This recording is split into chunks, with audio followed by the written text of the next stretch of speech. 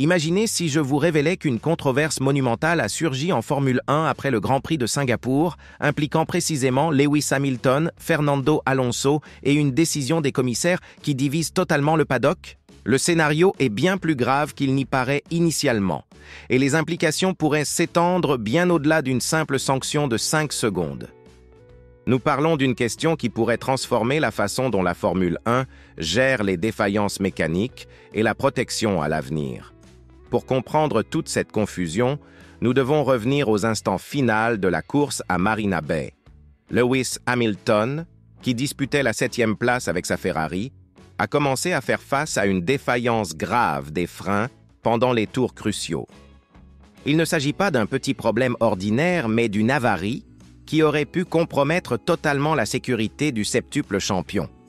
Le mécanisme de freinage a commencé à défaillir progressivement, plaçant Hamilton dans une condition extrêmement risquée sur une piste urbaine célèbre pour ses protections proches et ses virages serrés.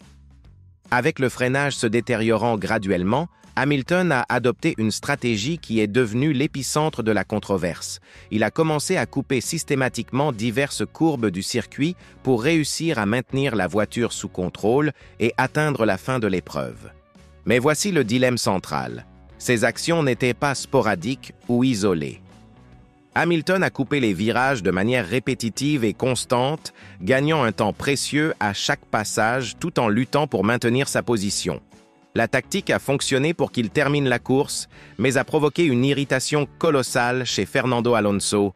Le double champion du monde espagnol restait collé derrière Hamilton, observant de près toute cette situation se développer. Les communications radio d'Alonso ont été explosives et révélatrices.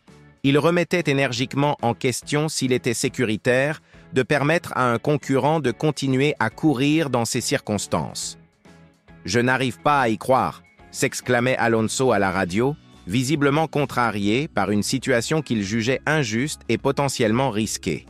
L'expérience d'Alonso, à 43 ans, lui a permis d'identifier instantanément les conséquences de ce qui se passait. Mais voici la première grande controverse qui divise les spécialistes. Les commissaires ont choisi de sanctionner Hamilton avec seulement 5 secondes de pénalité pour avoir quitté la piste sans justification à de multiples reprises. Cette sanction l'a fait descendre de la 7e à la 8e place dans le résultat définitif. Cela semble-t-il adéquat? Eh bien, Jamie Chadwick, triple championne de la WWE Series et l'une des personnalités les plus respectées du sport automobile féminin, a été catégorique en examinant la situation. Selon elle, Hamilton a obtenu beaucoup plus que 5 secondes en coupant systématiquement ses virages, rendant la punition complètement insuffisante par rapport à l'avantage acquis. La question va bien au-delà d'une simple sanction inadéquate, et Chadwick a identifié le cœur d'un problème beaucoup plus profond. Elle a souligné un aspect fondamental qui provoque des discussions intenses. Si le véhicule de Hamilton présentait réellement des problèmes de sécurité justifiant les coupures de virage, il aurait dû recevoir un drapeau noir et orange qui l'aurait forcé à s'arrêter immédiatement au stand pour inspection. Le fait que cela ne se soit pas produit indique que les commissaires ont considéré la voiture suffisamment sûre pour poursuivre sur le circuit. Mais alors surgit la question évidente. Si elle était sûre, pourquoi autoriser les coupures répétées de virages? Cette contradiction fondamentale provoque des discussions passionnées à tous les niveaux du paddock.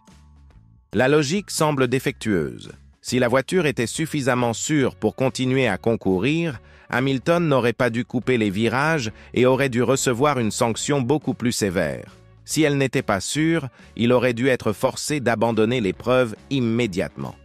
La décision des commissaires semble avoir établi un dangereux compromis qui ne satisfait personne et peut créer un précédent extrêmement problématique pour des circonstances futures.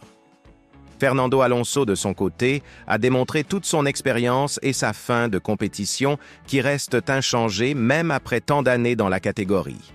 Ses réactions intenses à la radio ont prouvé qu'il possède toujours le feu compétitif de toujours, remettant durement en question non seulement la sécurité de la circonstance, mais aussi la justice sportive impliquée.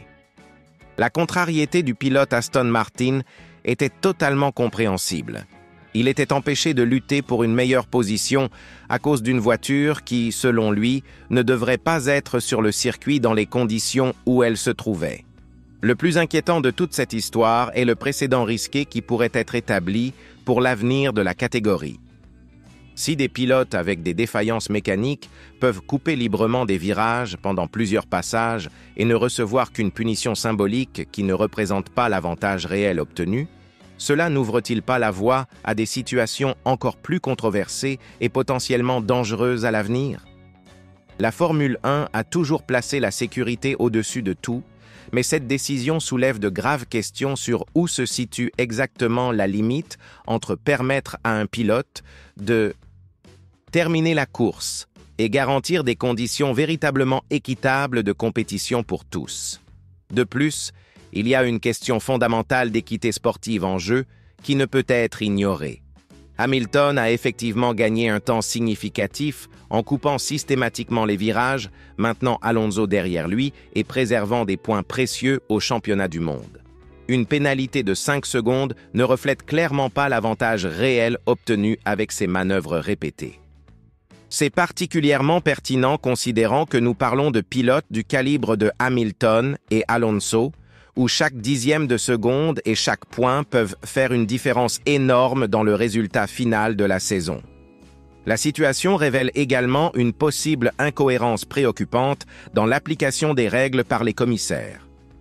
Lors d'autres occasions récentes, nous avons vu des pilotes être sanctionnés de façon beaucoup plus rigoureuse pour des infractions apparemment mineures ou moins systématiques.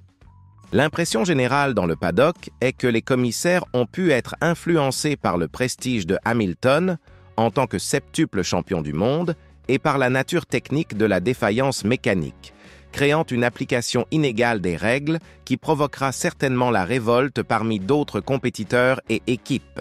Au final, cette controverse de Singapour représente bien plus qu'une simple discussion sur une punition controversée. Elle remet en question des aspects fondamentaux: la cohérence de la surveillance en Formule 1, l'équilibre délicat entre sécurité et compétitivité, et l'équité sportive qui devrait être la base de toute modalité de haut niveau. Hamilton a peut-être échappé à une sanction légère cette fois-ci, mais les conséquences et répercussions de cette décision controversée pourraient résonner bien plus longtemps que les 5 secondes qui lui ont coûté seulement une position dans la grille définitive. La question qui reste en suspens est dévastatrice. Est-ce que les commissaires ont réellement adopté la décision la plus juste et correcte, ou ont-ils établi un précédent extrêmement risqué qui pourrait revenir les hanter dans des situations futures encore plus complexes? Que pensez-vous de toute cette situation? Était-ce une justice sportive correctement appliquée ou une complaisance excessive envers l'un des plus grands noms de la catégorie? Laissez votre opinion sincère dans les commentaires et n'oubliez pas de vous abonner à la chaîne pour ne manquer aucune analyse des coulisses les plus polémiques et controversées de la Formule 1.